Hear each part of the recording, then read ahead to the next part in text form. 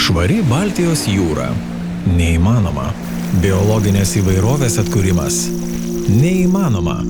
Saugi oro erdvė, energetinė nepriklausomybė, tvarus miestas. Neįmanoma. Ar tikrai?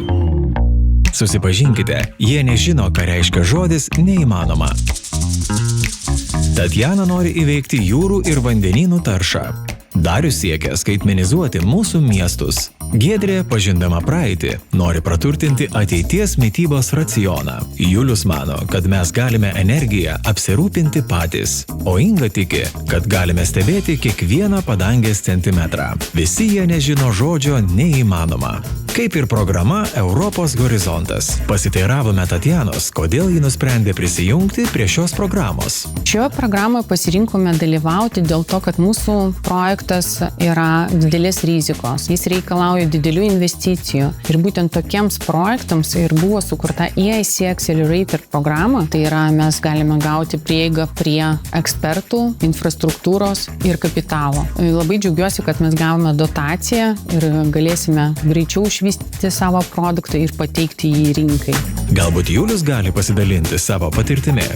Pasirinkome dalyvauti Europos horizontas programoje pagrinde dėl to, kad ir tada, ir šiuo metu vis dar yra lengviausias ir toks, sakyčiau, greičiausias kelias susirasti tinkamų partnerių, kurie vysto technologijos dar laboratorijoje. Mes norėdami sužinoti, kokias inovacijas gaminti savo srityje toliau, turime su jais tiesiog dirbti ir Europos horizontas tam atvėrė labai geras galimybės. O kaip dėl iššūkių? Iššūkiai, sakyčiau, yra tinkamų partnerių turėjimas, kad jų geografija būtų plati, bet taip pat jų mokslinės sritis būtų skirtingos ir labai svarbu, kad tie partneriai tarpusavyje, pildant paraišką, gebėtų sujungti tas savo kompetencijas dėl vieno bendro tikslo. Tai šitas tikrai yra esminis iššūkis, nes dažniausiai iš skirtingų sričių mokslininkai jiem yra gana sunku susišnekėti, ypač kai projekto pradžia yra, paraiškos rengimas ir pati idėja yra gana abstrakti ir niekam neaišku, kaip tu ją realizuosi.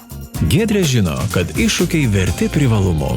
Na vėlgi, laisvė kurti, laisvė daryti rizikingus, ambicingus projektus. Tai yra ganėtinai ilgas finansavimo laikotarpis, net 5 metai. Ir manau, kuo rizikingesnis projektas, tuo jisai yra įdomesnis. Praktiškai pagrindinis, toksai didžiausias privalumas mokslininkui, kai tavo laisvės tyrimams nieks neriboja ir duoda didelį finansavimą juos atlikti. Nežinote, ar ši programa jums? Paklausykime Ingos rekomendacijos. Šioje programoje rekomenduočiau dalyvauti visiems, kas tik tais gali. Mokslo institucijom, technologiniam vystytojam, valstybės institucijom, nes čia yra puikia proga įgyvendinti ambicingus projektus, kurie gali atnešti naudą tiesioginę tiek valstybei, tiek visuomenei.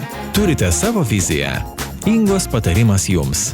Jei turite abejonių, tai žinokite, kad jūs nesate vienas. Dažniausiai tai yra partneriai, kurie tikrai turi daug patirties ir padeda eiti tuo keliu, dalyvauti tuose projektuose ir viską atlikti kartu. Prisidėti prie pasaulinių iššūkių sprendimo gali visi.